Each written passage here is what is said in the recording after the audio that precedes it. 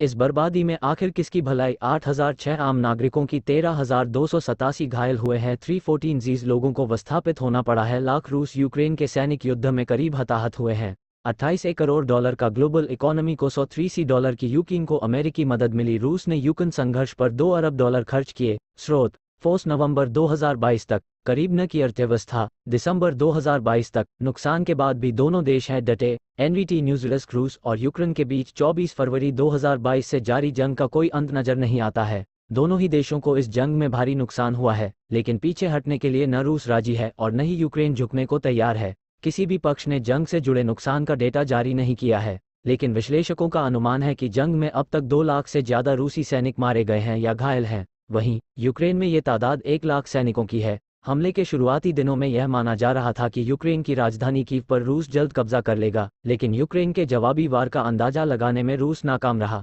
पश्चिमी देशों से मिली मदद और ट्रेनिंग के दम पर यूक्रेन ने न सिर्फ रूस को कीव में घुसने से रोका, बल्कि रूस के कब्जे से कई इलाके भी छुड़ाए हैं। पुतिन के लिए नाक का सवाल। जानकार कहते हैं कि जंग को खत्म करने के लिए जरूरी है कि कोई भी एक पक्ष कूटनीतिक समझौते की पहल करे। पुतिन पहले ही अपनी सेना के खराब प्रदर्शन से चिढ़े हुए हैं। ऐसे में नहीं लगता कि जिस स्पेशल मिलिट्री ऑपरेशन को उन्होंने यूक्रेन में शुरू किया था उसे वह वापस लेंगे।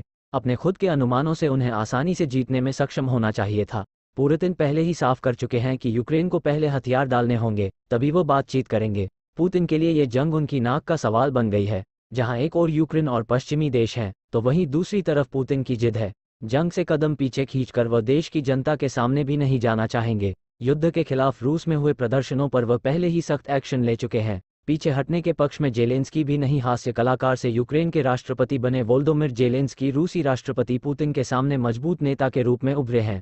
हाल की ब्रिटेन यात्रा में जेलेंस्की ने साफ कर दिया कि यूक्रेन जल्द पीछे नहीं हटेगा। रेटिंग ग्रुप के हाल में सर्वे से पता चलता है कि 85% यूक्रेनी तब तक जंग जारी रखने के पक्ष में हैं, जब तक सभी इलाकों को फिर से रूस से हासिल नहीं कर लिया जाता है। क्या करेगा भारत? चीन की चाल कैसी? भारत कई मौकों पर साफ कर चुका है कि बातचीत से ही जंग का समाधान निकल सकता है। प्रधानमंत्री मोदी खुद पुतिन से साफ तौर पर कह चुके हैं कि यह युद्ध का युग नहीं है। अमेरिका के दबाव के बावजूद भारत ने रूसी तेल खरीदना जारी रखा है। इस साल भारत G20 की अध्यक्षता भी कर रहा है। अगर भारत के दखल से जंग का कुछ समाधान निकलता है तो इसे बड़ी कूटनीतिक जीत के रूप में देखा जाएगा। हालांकि इसके आसार कम ही लग रहे हैं। रूस पहले ही कह चुका है कि G20 समिट में पुतिन आएंगे या नहीं, आखिरी फैसला उन्हीं का होगा, लेकिन उनके आने ज्यादा